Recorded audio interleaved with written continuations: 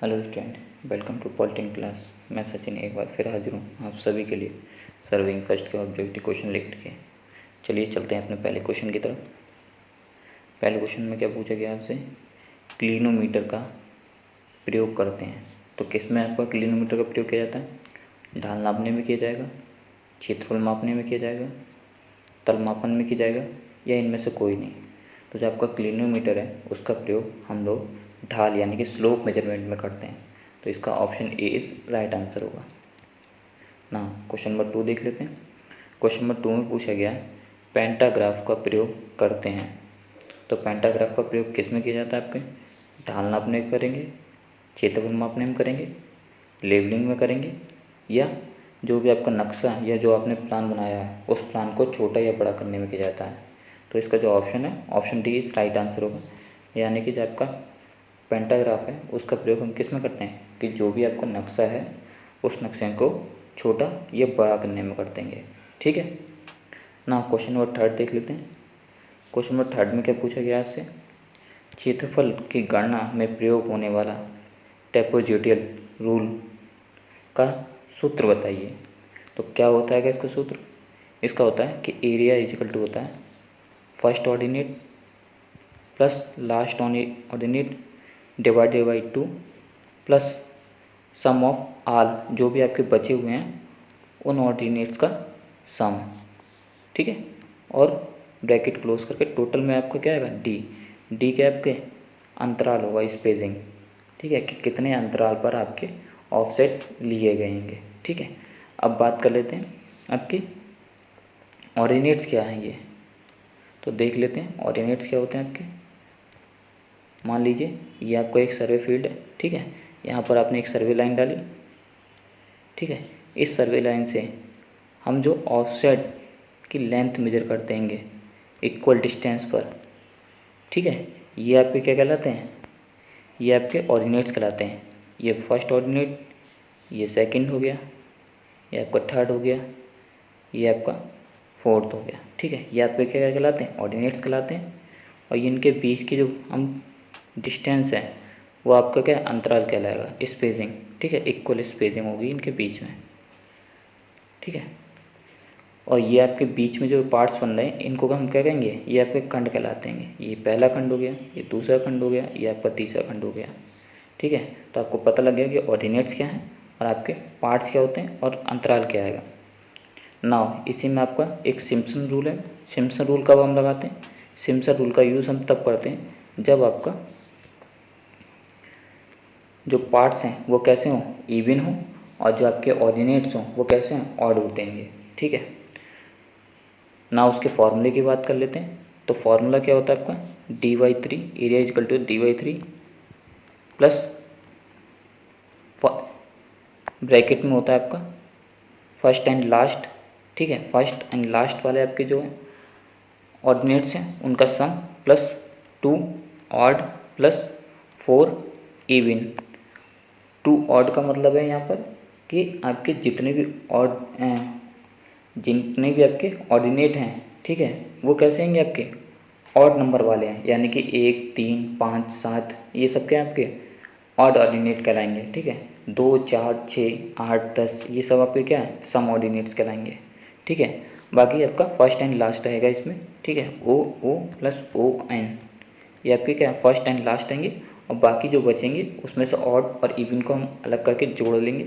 ठीक है, ऑड वाले आपके 2 के मल्टीप्लिकेशन में आएंगे और इवन वाले आपके किसके साथ आते हैं, 4 के साथ। ठीक है, तो ये आपका सिम्पसन रूल होता है। ठीक है, सपोज़ कीजिए अगर आपके कहते हैं जो पार्ट्स हैं वो कैसे ऑड्स हैं, ऑड हैं, इवन ना होकर के, तो हम क्या करते हैं कि इवन नंबर तक के पार्ट में हम सिम्पसन रूल लगाएंगे और बाकी जो पार्ट्स बचेगा उसमें हम किसका रूल लगा देते हैं आपका, उसमें हम किसी अदर मेथड से कहते हैं एरिया को कैलकुलेट कर लेंगे।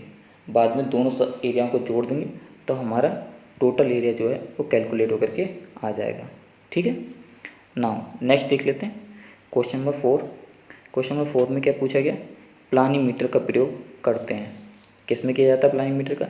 क्षेत्रफल मेजरमेंट में करेंगे, लेबलिंग में करेंगे, प्लान को छोटा बड़ा करने में करेंगे, या इनमें से कोई नहीं। ठीक है, तो जो प्लानीमीटर है उसको हिंदी में कहते हैं क्षेत्रमापी।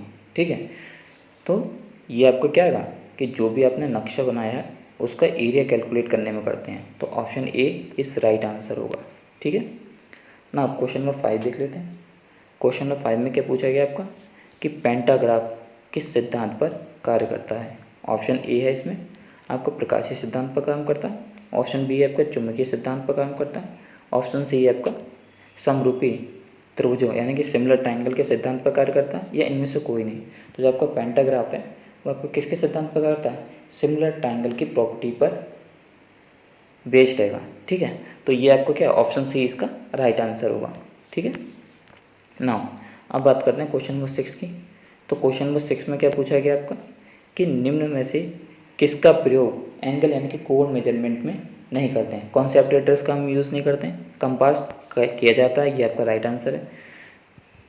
और बॉक्स सेक्शन इसका भी प्रयोग हम किस में करते हैं, एंगल मेजरमेंट में करते हैं, तो ये भी नहीं होगा। ठीक है, थर्ड है आपका क्लिनोमीटर, इसका प्रयोग भी हम कहते हैं कोण यानी कि ढाल मापने में करते हैं, तो ये भी नहीं होगा। ठीक है, तो आपको कौन सा लास्ट है आपका पेंटाग्राफ। लास्ट आपको क्या है पेंटाग्राफ। तो पेंटाग्राफ का प्रयोग हम किस में करते हैं, पेंटाग्राफ का हम प्रयोग किस में करेंगे, क्योंकि जो भी आपका प्लान है उसको छोटा या बड़ा करने में। ठीक है, तो ऑप्शन डी इसका राइट आंसर होगा।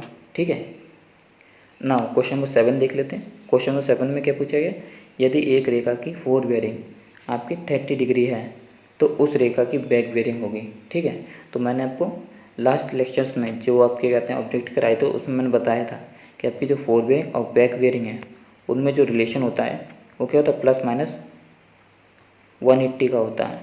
ठीक है, जब आपकी फोर बेयरिंग 180 से कम होगी तो तब आप क्या प्लस 180 करेंगे, जब आपकी फोर बेयरिंग 180 से ज़्यादा होगी तो उस केस में हम क्या माइनस 180 करते हैं बैक बेयरिंग कैलकुलेट करने के लिए।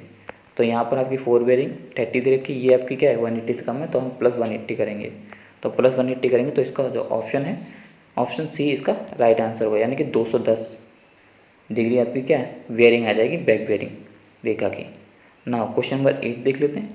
क्वेश्चन नंबर 8 में क्या पूछा गया, क्वेश्चन नंबर 8 में पूछा गया कि तल मापन की उतार चढ़ाव विधि।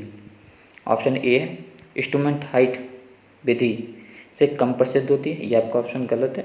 ठीक है, जो आपका HI जबकि राइज एंड फॉल मेथड है वो आपके HI से ज़्यादा प्रसिद्ध यानी प्रिसाइज होता है। ठीक है, ऑप्शन बी की बात करें टिल्टिंग लेवलिंग के साथ ये सुविधाजनक नहीं होती, ये भी गलत है।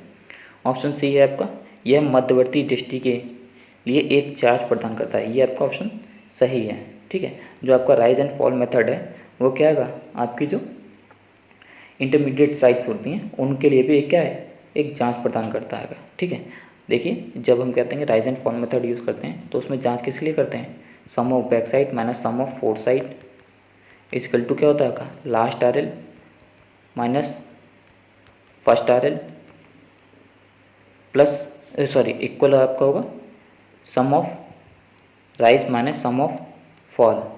ठीक है, तो जो हम राइज एंड फॉल निकालते हैं उसमें आपकी क्या है हम इंटरमीडिएट साइड का भी यूज़ करते हैं। ठीक है, तो अगर आपकी इंटरमीडिएट साइड गलत होंगी तो आपके जो राइज और फॉल का जो सम है उनका जो डिफरेंस आएगा वो इन दोनों के बराबर नहीं आएगा। ठीक है, तो इसीलिए जो आपका राइज एंड फॉल मेथड है वो क्या है कि इंटरमीडिएट साइड के लिए एक जांच भी प्रदान करता है, और इसीलिए जो आपका इंस्ट्रूमेंट है ये जो मेथड है आपका राइज एंड फॉल मेथड ये इंस्ट्रूमेंट हाइट से ज़्यादा प्रिसाइज होता है, तो ऑप्शन सी इसका राइट आंसर होगा। ठीक है ना, क्वेश्चन नंबर 9 देख लेते हैं। क्वेश्चन नंबर 9 में क्या है आपका सर्वे ऑफ इंडिया द्वारा स्थापित माध्य समुद्र तल मीन सी लेवल कहाँ स्थित है। ऑप्शन ए है आपका कोलकाता में, ऑप्शन बी है आपका मुंबई में, ऑप्शन सी है आपका रांची में, ऑप्शन डी है आपका दिल्ली में। तो सर्वे ऑफ इंडिया द्वारा जो आपका मीन सी लेवल स्थापित किया गया वो मुंबई में किया गया। ठीक है, तो ऑप्शन बी इसका राइट आंसर होगा। ना क्वेश्चन नंबर 10 देख लेते हैं। क्वेश्चन नंबर 10 में पूछा गया कि राइज एंड फॉल मेथड में गणितीय जांच करते हैं, तो मैंने अभी आपको बताया था। ठीक है, तो ऑप्शन देख लेते हैं। ऑप्शन ए है आपका back side sum of back side minus sum of fore side is equal to first RL minus last RL, ये गलत है आपका। ठीक है, बी ऑप्शन दे रखा है sum of back side minus sum of fore side is equal to sum of rise minus sum of fall equal to last RL minus first RL, ये आपका ऑप्शन सही है। ठीक है, ऑप्शन सी है आपका ए और बी दोनों ये भी गलत हो जाएगा क्योंकि ऑप्शन ए ऑलरेडी गलत है, तो ऑप्शन डी इनमें से कोई नहीं, तो ये भी गलत, तो आपका ऑप्शन बी इसका क्या होगा, राइट आंसर होगा। ठीक है। नाउ अब बात करते हैं आपके नेक्स्ट क्वेश्चन की। नेक्स्ट क्वेश्चन में क्या पूछा गया कि उपकरण ऊंचाई विधि होती है, तो इंस्ट्रूमेंट हाइट क्या होती है, सॉरी क्वेश्चन आपका इंस्ट्रूमेंट हाइट होती है। तो इंस्ट्रूमेंट हाइट क्या होती है आपकी, आर एल एट डेटम। ठीक है, जो आपने आर एल निकाला है यानी कि हाइट निकाली है डेटम पर प्लस बैक साइड। ठीक है, तो ये आपकी क्या कहलाती है, इंस्ट्रूमेंट हाइट एच आई कहलाती है। तो देख लेते हैं ऑप्शन कौन सा है। ये आपका R L at datum minus back side, ये गलत हो गया। R L at datum plus back side, ये आपका ऑप्शन सी बी सही है। ठीक है, तो आपका जो ऑप्शन बी है वो सही है। बाकी देख लेते हैं दोनों। बाकी हम क्या दे रखा है, R L at datum plus fore side, ये भी गलत होगा। R L at datum plus intermediate side, ये भी आपका गलत होगा। तो ऑप्शन बी इसका क्या है, राइट आंसर है ना।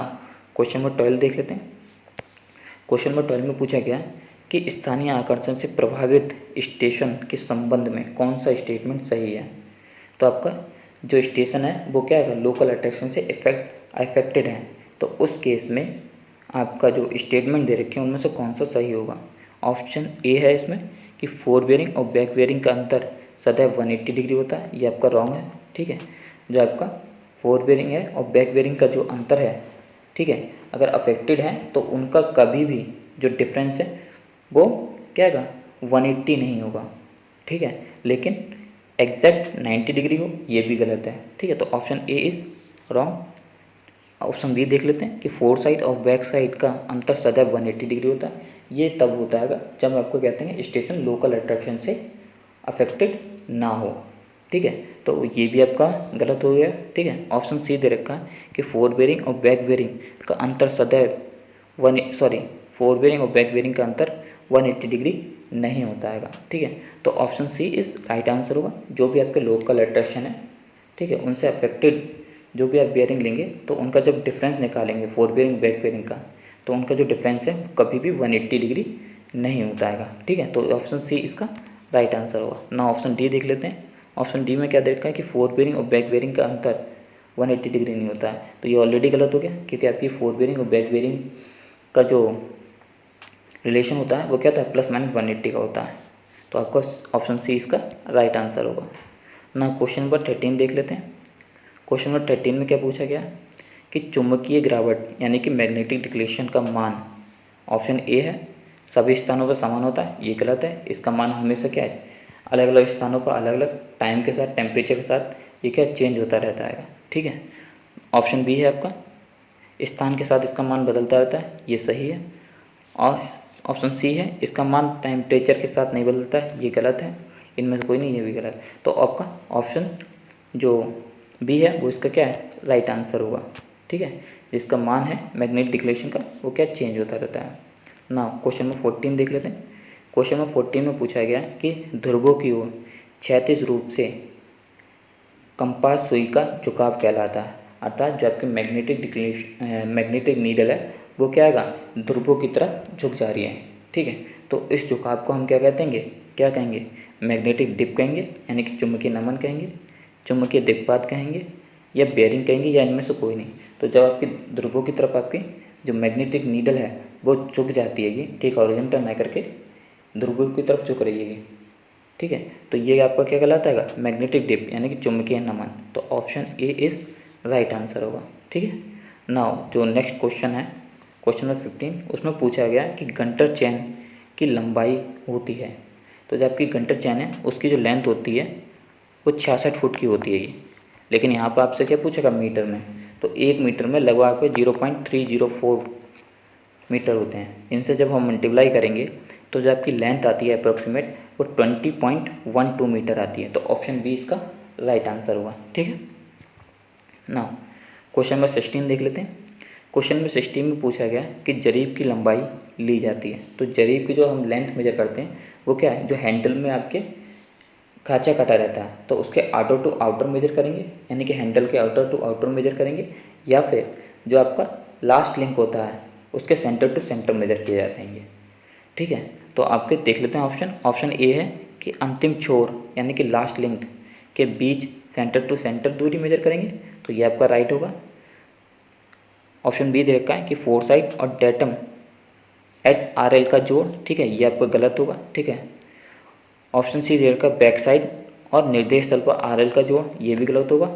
तो आपका ऑप्शन ए इसका क्या है, राइट आंसर हो जाएगा, ठीक है ना। क्वेश्चन नंबर 17 देख लेते हैं। वह रेखा जो किसी क्षेत्र में वस्तु का विवरण एकत्र करने में प्रयोग की जाती है कहलाती है। तो वो आपकी क्या होगी, सर्वे लाइन होगी, ठीक है। और सर्वे लाइन में आपकी या तो मेन लाइन होगी या फिर क्या होती है आपकी टाई लाइन, जिनका प्रयोग हम किस में करते हैं, आपका जो भी वस्तु है, जो भी आपकी चीज़ें हैं, उनके विवरण इकट्ठा करने में, ठीक है, उनका विवरण इकट्ठा करने में। तो ऑप्शन देख लेते हैं, जांच लाइन, ये आपकी जांच करने के लिए की जाती है। ऑप्शन बी आधार रेखा, ये आपके कहते हैं जो हम ट्रायंगल बना रहे हैं, ठीक है, उनके बेस में यूज़ की जाती है। ऑप्शन सी टाई लाइन, तो इसका प्रयोग हम किस में करते हैं, आपका जो विवरण है उसको इकट्ठा करने में करते हैं। तो ऑप्शन सी इसका क्या है, राइट आंसर होगा, ठीक है ना। क्वेश्चन नंबर 18 देख लेते हैं। तो क्वेश्चन नंबर 18 में क्या पूछा गया है, क्वेश्चन नंबर 18 में पूछा गया है कि इनवार टेप बना होता है। तो जो आपका इनवार टेप है वो 36% निकल और 64% आपका स्टील से बना होता है, ठीक है। तो देख लेते हैं ऑप्शन क्या है। ऑप्शन ए आपका निकल और स्टील के मिश्रण से, ऑप्शन बी आपको कॉपर स्टील के, ऑप्शन सी आपका ट्रेन और स्टील के मिश्रण से, और ऑप्शन डी आपका एल्युमिनियम और स्टील के। तो जो आपका ऑप्शन ए है वो आपका क्या है, राइट आंसर होगा, ठीक है ना। क्वेश्चन नंबर 19 देख लें। क्वेश्चन नंबर 19 में क्या पूछा गया आपसे, क्वेश्चन नंबर 19 में पूछा गया कि भूपृष्ठीय सर्वेक्षण में पृथ्वी की ऊपरी सतह को माना गया है, कैसा माना गया आपका, इंक्लाइन माना गया, हॉरिजॉन्टल माना गया, वर्टिकल माना गया या कर्व। तो जो आपके भूपृष्ठीय सर्वेक्षण है यानी कि जियोडेटिक सर्वे है, उसमें हम कहते हैं कि जो आपकी सरफेस है, पृथ्वी की सरफेस है, उसको कैसा मानते हैं, कर्व, यानी कि ऑप्शन डी इसका क्या है, राइट आंसर होगा ना। क्वेश्चन नंबर 20 देख लेते हैं। क्वेश्चन नंबर 20 में क्या पूछा गया, किसी नए बिंदु की स्थिति ज्ञात करते हैं। तो ये आपका क्या एक बेसिक प्रिंसिपल से लिया हुआ है, ठीक है। दो आपके बेसिक प्रिंसिपल है, पहला कि होल टू पार्ट, जो अब वही वर्क हम करेंगे होल टू पार्ट करेंगे, ठीक है। और दूसरा जो है कि आपके जो भी नए पॉइंट हैं उनकी जो हम न्यू पॉइंट है, कोई भी न्यू पॉइंट है उसकी जो हम लोकेशन फाइंड आउट करेंगे वो किससे होगा, कम से कम 2 रेफरेंस पॉइंटों से, ठीक है। तो इसमें जो ऑप्शन है ऑप्शन बी इसका क्या है, राइट आंसर होगा, ठीक है ना। थैंक यू अंत तक वीडियो देखने के लिए।